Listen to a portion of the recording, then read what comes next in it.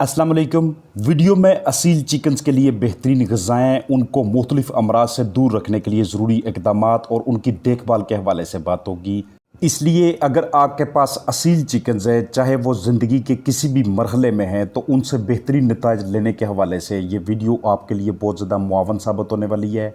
जब भी आप अपने असील चिकन्स को घरेलू पैमाने पे कोई भी ग़िज़ा दें, तो सबसे पहले इस चीज़ के ऊपर ख़ास तवज्जो दे दिया करें कि वो इस वक्त किस स्टेज के ऊपर खड़े हैं। चूज़े हैं, पट्टियाँ हैं, मुर्गियाँ हमारी अंडे दे रही हैं, या फिर हमारे रूस्टर्स एडल्ट मुर्गियों के साथ क्रॉसिंग करके हमें फर्टाइल एग्स दे रहे हैं। इस सारी सूरत हाल को जज करना इसलिए ज़रूरी होता है क्योंकि ज़रा सा उम्र के हिसाब से आपने ग़िज़ा मुख्तलिफ दी तो नताइज भी आपके हक़ में नहीं आएंगे। ऑर्गेनिकली घरेलू पैमाने पे इस वक्त स्क्रीन पे मैं आपके साथ एक फार्मूला शेयर कर रहा हूँ। अगर इस फार्मूला के तहत आप ये वाली ग़िज़ा तैयार करके अपने चिकन्स को सिर्फ हफ्ते में 2 मरतबा ही ऑफ़र करें, तो इससे उनके अंदर ना सिर्फ वज़न में बढ़ोतरी आती है, बल्कि वक्त के साथ साथ उनकी क़ुव्वत मदाफ़त भी बेहतरीन होती जाती है। ये जितनी चीज़ें आपके साथ शेयर की हैं, इनको बिल्कुल खालस हालत में अपने पास दस्तयाब करके इनका मरकब बना के अपने अपने चिकन्स को ग़िज़ा ऑफ़र करनी है। घरेलू पैमाने पे उनकी क़ुव्वत मदाफ़त में इजाफ़ा करना चाहें तो 30 चूज़ों के लिए हफ्ते में 2 मरतबा 100 ग्राम उबले हुए चावल, या फिर हफ्ते में 2 मरतबा उन्हीं 30 चूज़ों के लिए 50 ग्राम मुख्तलिफ दालें, या फिर अपने चिकन्स के लिए एक उबला हुआ अंडा और उसके साथ लहसुन की एक तुरी को अच्छे तरीके से मिक्स करके उसका अमेज़ा बना के ये उन्हें ऑफ़र करें, तो वक्त के साथ साथ उनमें बेहतरीन किस्म की इम्यूनिटी बनना शुरू हो जाती है। यानी कि मुख्तलिफ़ अमराज जो माहौल में मौजूद हों या उनके ऊपर हमलावर हों, उनका मुकाबला करने की सलाहियत हमारे उन चिकन्स में आ जाती है, उन चूज़ों में आ जाती है जो आगाज़ में सही तरह से इन चीज़ों का मुकाबला करने की सलाहियत नहीं रखते। अंडे जब आप उबालते हैं और उसके साथ लहसुन की तुरी का मरकब बनाते हैं, तो ये चीज़ एक ऐसा पावरफुल किस्म का मिक्सचर बनाती है कि जो आपके चिकन्स की बॉडी के अंदर से ना सिर्फ मुख्तलिफ़ अक़साम के जो जरसूमे होते हैं उनको ख़त्म करते हैं, बल्कि उनको उस माहौल में जहाँ पे भी आपने रखा होता है उसमें एडजस्ट होने में, उसके साथ सही तरह से मुताबिकत पैदा करने में अपना पूरा किरदार अदा कर रहे होते हैं। इसलिए ये वो चीज़ें, इनको किसी भी हालत में हल्का नहीं लेना। लहसुन एंटीबैक्टीरियल, एंटीवायरल, एंटी फंगल बहुत से जरसूमों के खिलाफ ज़बरदस्त तरीके से एक्शन करके आपके चिकन्स को डिजीज़ से, बीमारियों से दूर रखते हैं और आपको दूसरी महंगी मेडिसिन्स या एंटीबायोटिक्स के कोर्स नहीं करवाने पड़ते। ये घरेलू पैमाने पे वो चीज़ें हैं कि जिनका जब भी अपने चूज़ों में, अपने चिकन्स में यूज़ करेंगे तो आपको इसके मुस्बत नताइज ही बरामद होंगे। अगर आप ये वाली ग़िज़ा तैयार ना करना चाहें, घरेलू पैमाने पे कमर्शियल ग़िज़ा तैयार करना चाहें, तो उसका फार्मूला भी स्क्रीन के ऊपर आपके साथ शेयर कर रहा हूँ। पहले हफ्ते से लेके छठे हफ्ते तक आप इसे अपने चिकन्स को दे सकते हैं। इसका स्क्रीनशॉट ले लें और ये वाले अज्जा अपने पास मुहैया कर लें। ये आपको बआसानी करीबी मार्केट से, जहाँ पे गल्ला मंडी हो या जहाँ पे पोल्ट्री के लिए प्रोडक्ट सेल होते हों, या फिर करीबी वेटनरी हॉस्पिटल पे या करीबी वेटनरी क्लिनिक पे बैठे हुए डॉक्टर हजरात से रब्ता करके आप उनसे इस तरह के अज्जा को, इस तरह के इंग्रेडिएंट्स को अपने पास दस्तयाब करवाने के लिए रिक्वेस्ट कर सकते हैं। उन्हें आप एडवांस पेमेंट करवाएं, इन चीज़ों को अपने पास अवेल करवाएं कि जिसमें protein, carbohydrate, mineral, vitamins, amino acids, electrolytes और एनर्जी मुहैया करने के लिए दीगर ग़िज़ाई अज्जा भरपूर मिकदार में वहाँ पे मौजूद हूँ। क्योंकि जब तक वो वाली ग़िज़ा, वो वाली डाइट के जिसके अंदर ये तमाम ज़रूरी अशिया शामिल ना हों, हमारे चिकन्स की कारकर्दगी कभी तक उस सतह पे नहीं जा सकती जिस मकसद के लिए हम उन्हें ये वाली ग़िज़ाएँ ऑफ़र कर रहे होते हैं।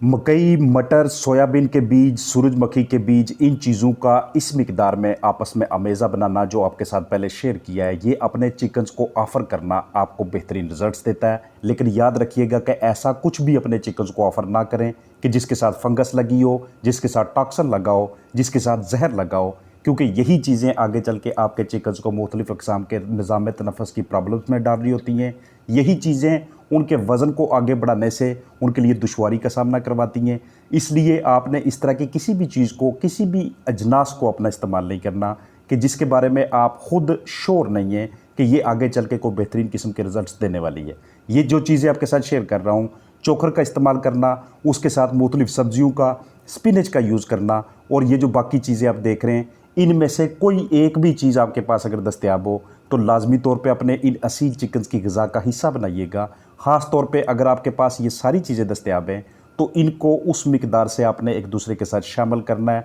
एक दूसरे के साथ अच्छी तरह से ग्राइंड करवा के अपने चिकन्स की ग़िज़ा का हिस्सा बनाना है, ताकि हम उनसे अपने मतलूबा नताइज हर हाल में ले सकें, जिस मकसद के लिए हम इतनी तगोदो कर रहे हैं। साथ में बनाना का थोड़ा सा हिस्सा शामिल कर लेना, जो कि आगे चल के बाकायदा मिकदार भी आपको बताऊंगा। ये आपके चिकन्स के निज़ाम इंहज़ाम को, निज़ाम हराज को बेहतरीन पैमाने पर रखता है। फीड जो आप अपने पास लेके आए अपने चिकन्स के लिए, चाहे छोटे छोटे डब्बू में पैक की हो, चाहे वो किसी बैग के अंदर हो, उसकी अच्छी तरह से स्टोरेज इसलिए ज़रूरी होती है क्योंकि हमेशा फीड से बहुत ज़्यादा जरसूमे अपने चिकन्स तक आगे जाते हैं। इसके अलावा अपने चूज़ों के लिए घरेलू पैमाने पे ये जो चीज़ें आपके साथ शेयर कर रहा हूँ, इनमें से कोई भी एक चीज़ आपको दस्तयाब है तो इसे अपने चिकन्स का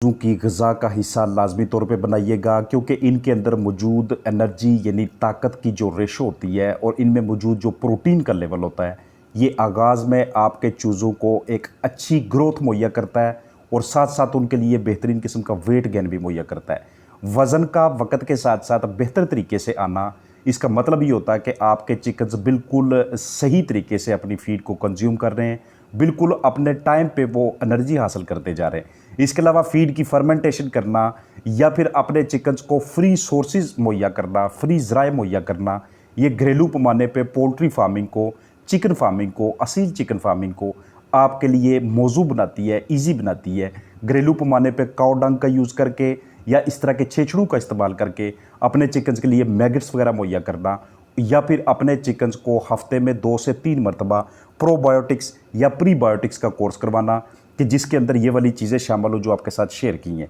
इसके अलावा घरेलू पैमाने पे व्हीट ग्रास अपने आप खुद अगर आप तैयार कर सकते हैं तो ये आपके चिकन्स को मल्टीविटामिन्स, मिनरल्स, इलेक्ट्रोलाइट्स और दूसरे बहुत से ऐसे ग़िज़ाई अज्जा मुहैया करती है कि जो आपको अपने चिकन्स को देने के लिए बाज़ार से तैयारशुदा हालत में या तो लिक्विड ख़रीदना पड़ता है या पाउडर की फार्म में ख़रीदने पड़ते हैं, वो आपको वहाँ पे महंगे पड़ते हैं।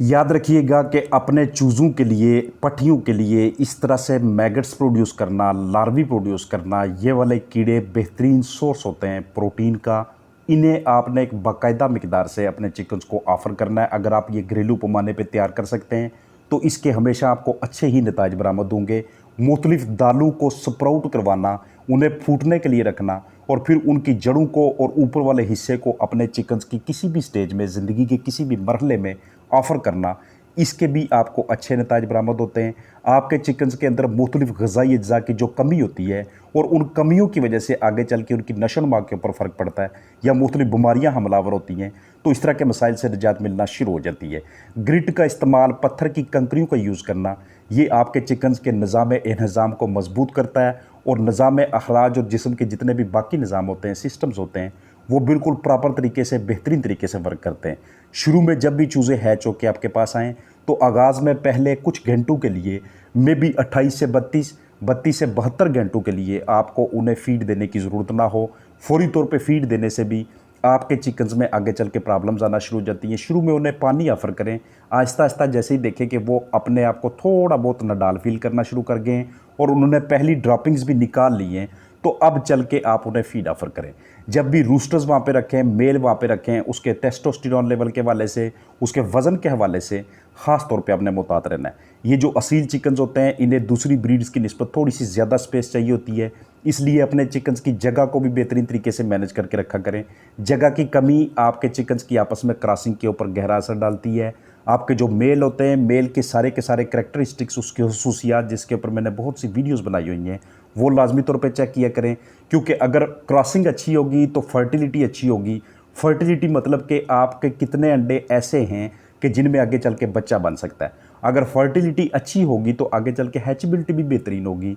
हैचबिलिटी कहते हैं कि कितने फर्टाइल अंडों से कितना तनासब निकला है चूज़ों का, और मेल और फीमेल दोनों का वज़न पूरा होगा, दोनों को आप डाइट अच्छी दे रहे होंगे, तो यकीनी तौर पे आगे चल के आपको चूज़ों की क्वालिटी भी बहुत बेहतरीन किस्म की हासिल होगी। तो इससे क्या होता है कि एक बेहतरीन नस्ल आगे लेके चलते हैं आप। आपके पास जो ये पोल्ट्री फार्मिंग का जो भी आपके पास ये ज़रिया है, जो भी नस्ल मौजूद है, इसको आपने प्रिजर्व किया हुआ बेहतरीन तरीके से। यही प्रोडक्ट्स अगर शौकिया तौर पे ये चीज़ें आप अपने पास रखते हैं या किसी को सेल करते हैं, तो यकीनी तौर पे एक अच्छा तासर जाता है आपकी मार्केटिंग का, आपके फार्मिंग का और आपके इस बिज़नेस का। तो इस वीडियो के अंदर मैंने आपको ये समझाने की कोशिश की है कि घरेलू पैमाने पे आप अपने असील चिकन्स को क्या क्या ऑफ़र कर सकते हैं, ज़िंदगी की किस किस स्टेज के ऊपर जाके उनकी आपने केयर किस तरह से करनी है, पूरी उम्मीद है कि ये वीडियो असील चिकन फार्मर्स के लिए उनके चिकन्स की हेल्थ के वाले से, अमराज से दूर रखने के वाले से बहुत ज़्यादा हेल्पफुल होगी। अपना ख्याल रखिएगा। अस्सलामु अलैकुम वरहमतुल्लाहि वबरकातुहू।